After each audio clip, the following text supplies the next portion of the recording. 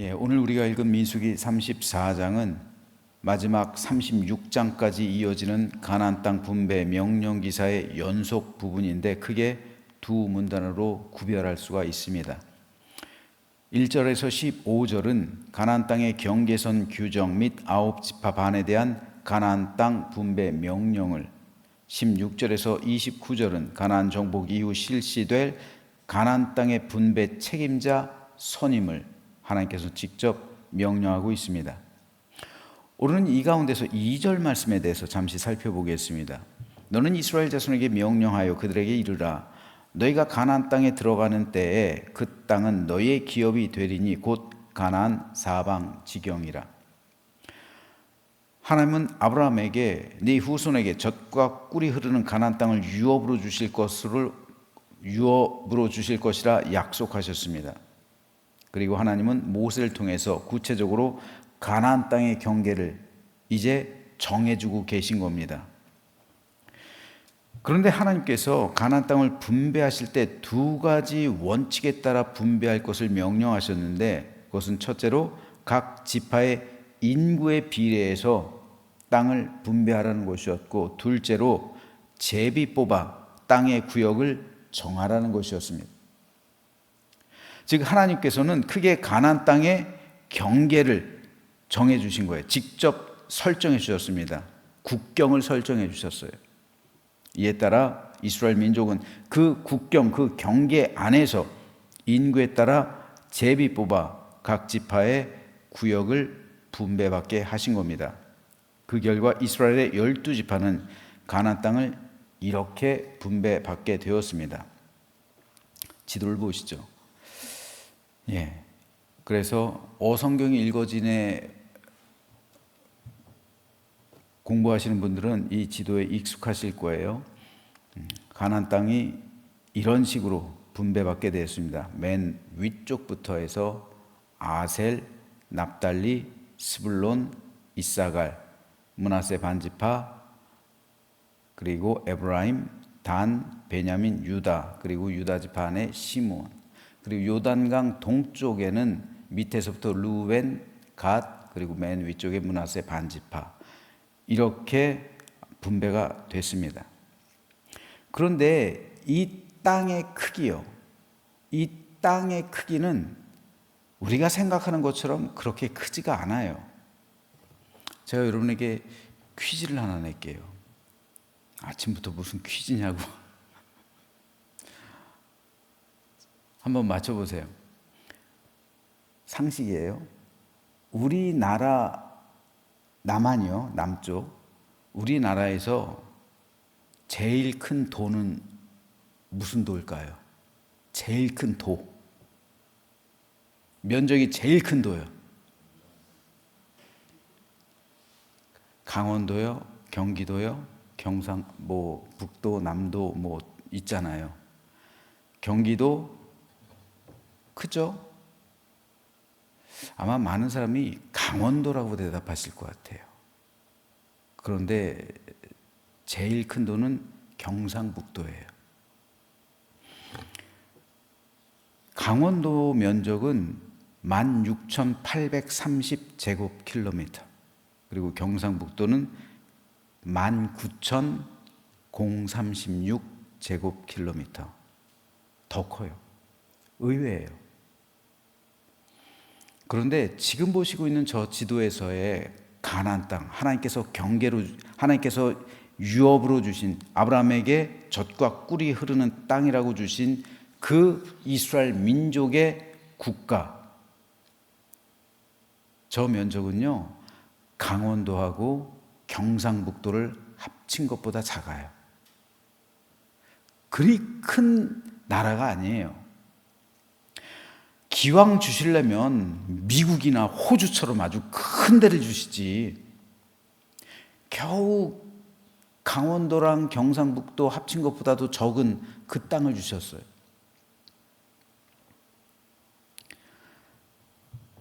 이곳은 자기들끼리 살아가기에 크지도 않고 그렇다고 해서 적지도 않은 딱 적당한 크기의 땅이었습니다.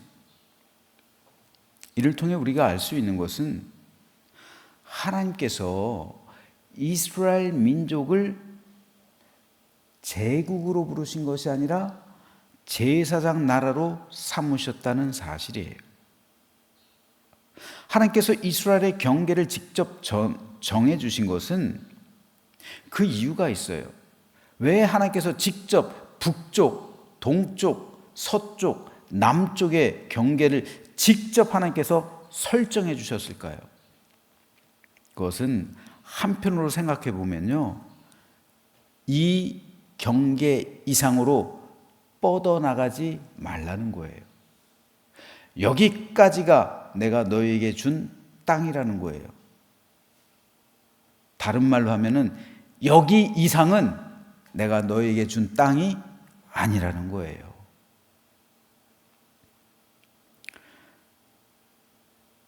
이스라엘은 제사장 나라로 부름받았어요. 제국으로 부름받은 나라가 아니에요. 제국의 특성은 확장성에 있어요. 제국은 끊임없이 자기 몸집을 불려가요. 자기 땅을 넓혀간다고요. 확장해요. 자기 세력을, 자기 힘을 외부로 끊임없이 확장해 나가는 것이 제국의 특성이에요. 그 확장해 가는 과정 중에 필연적으로 전쟁이 발생하죠. 그렇죠. 남의 땅을 침범하는 거잖아요. 전쟁이 발생해요. 그리고 그 전쟁을 통해서 전리품이 생기죠. 사람들은 노예로 삼죠. 그리고 그 사람들이 가지고 있었던 재산 다 몰수하죠. 땅을 차지하죠. 농산물 먹죠. 가축 차지하죠. 모든 것 다 가져요. 그러니까 제국은 무엇으로 유지됩니까? 피로 유지가 되는 거예요. 피로. 다른 사람들이 흘린 피로 유지가 되는 거예요. 제국화된 곳에는 필연적으로 수많은 사람이 죽임당해요. 모든 재산을 빼앗깁니다. 가정이 해체돼요. 국가가 사라져요. 그런 고통을 맛봐요. 제국 중심부에 있는 나라는 좋겠죠. 자기들은 좋겠죠. 하지만 자기들의 제국을 유지하기 위해서 필연적으로 또 전쟁하잖아요. 자기들이 잘 먹고 또 잘 살고 또 그 피맛에 맛들이니까 어떻게 돼요? 또 정복하는 거예요. 끊임없이 정복하는 거예요. 징기스칸은요, 정복 전쟁하다 죽었잖아요. 알렉산더도 그렇고요. 제국을 이룬 왕들은 정복 전쟁을 멈추잖아요. 멈추지 않습니다. 왜요? 제국을 유지해야 되니까. 자기들이 더 호화스럽고 더 사치스럽고 더 많은 것을 누리기 위해선 또 다른 피가 흘려야, 피를 흘려야 자기들이 그 모든 것을 유지할 수 있는 거예요. 그러니까 제국은 전쟁이 끝나지 않아요. 따라서 제국을 이루는 것은 인간 본성, 그 안에 있는 탐욕의 결과예요. 이건 결코 하나님의 뜻이 아닙니다. 하지만 세계는 제국화하려는 나라와 민족들로 인해서 고통당하고 있는 거예요. 중국도 그렇고요. 일본도 그래요. 자꾸만 확장해 나가려는데 왜 독도 가지고 싸우고 그럴까요? 확장해 나가는 거예요. 이게 제국의 욕심을 버리지 못한 거예요. 그래서 우리나라를 쳐들어온 거고, 임진왜란도 그런 거고요. 중국도 마찬가지, 동북공정 마찬가지예요. 제국하려는 나라들로 인해서 세계는 고통받고 있어요. 그러니까 제가 참 우리 민족이 이스라엘 민족하고 참 비슷하다라고 느끼는 게 이런 부분이에요. 우리나라는 제국하려고 하지 않아요. 제사장 나라를 이루려는 그 민족적인 특성이 우리에게 있어요. 참 감사한 거예요. 우리 민족에게서 남들은 그거를 싫어할 수는 있어도, 하지만 저로서는 신앙적으로 볼 땐 참 우리 민족, 하나님께서 선택한 민족 같아요. 하나님께서는 이스라엘을 제사장 나라로 선택하세요. 그래서 하나님 나라의 삶을 모든 세계에게 보여주길 원하신 겁니다. 따라서 이스라엘 민족에게 하나님께서 직접 그들이 살아갈 나라의 경계를 정해주신 것은 다른 말로 하면 하나님께서 정해주신 경계 이상으로 뻗어나가지 말라, 이것을 말씀해 주시는 거예요. 그 안에서 너희는 참된 만족을 누리고 하나님 뜻을 실현하며 온 백성이 행복하고 기쁨 넘치는 삶을 살아가는 것을 모든 민족에게 보여주기를 원하셨던 거예요.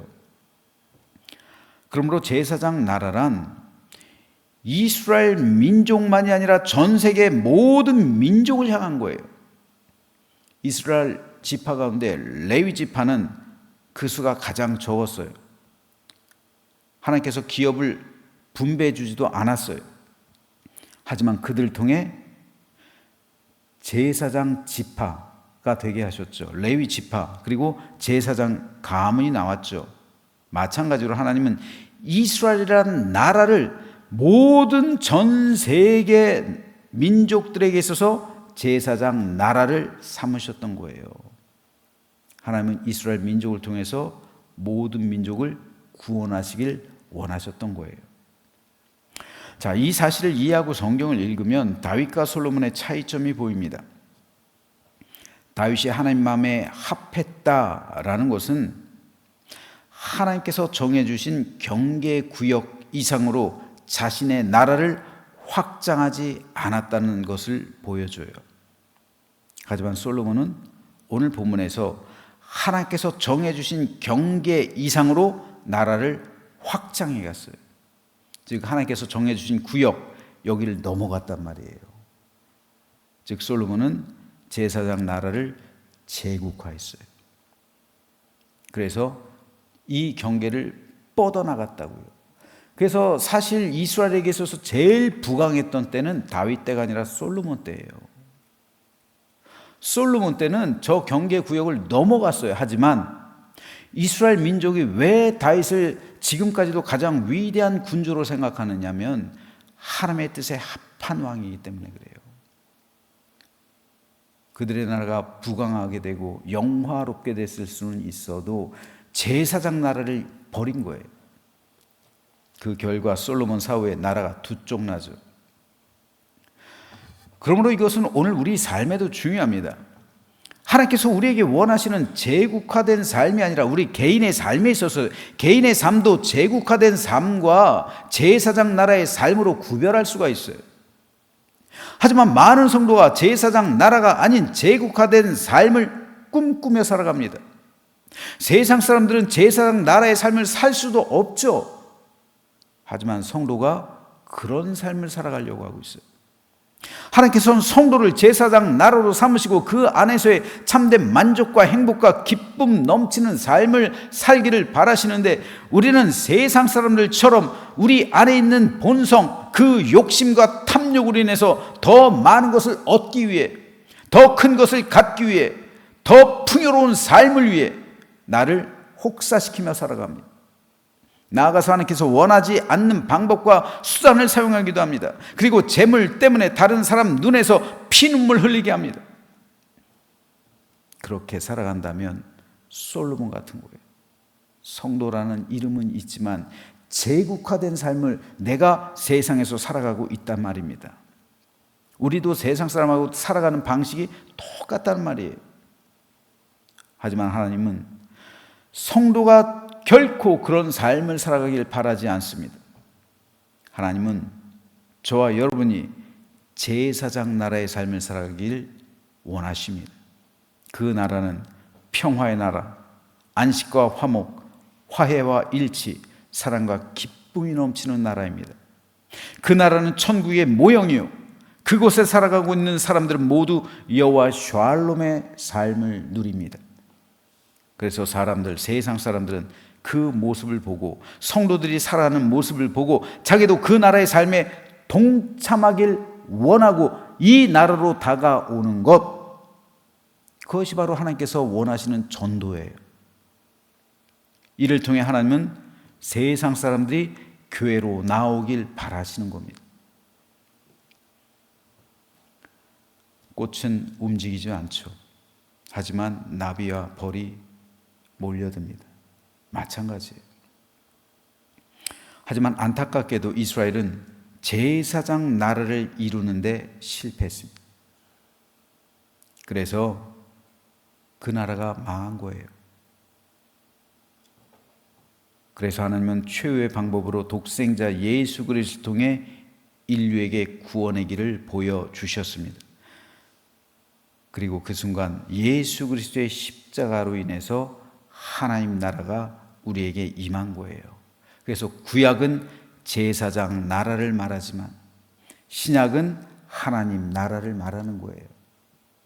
하지만 제사장 나라의 정신은 하나님 나라로 이어져서 오늘 우리에게 하나님께서는 그 하나님 나라의 삶을 살아갈 것을 요청하고 있는 겁니다.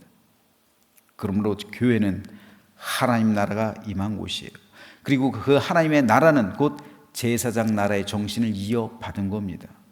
그래서 참된 화평, 화목, 평강, 은총을 누리는 천국 공동체를 이루고 있는 곳이 바로 우리들이 몸담고 있는 교회의 본질입니다.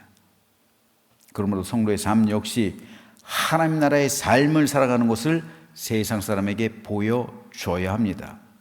그래서 그들 하나님 나라로 이끌 수 있어야 합니다. 저는 저와 여러분 모두가 하나님 나라의 삶을 살아가게 되기를 소망합니다.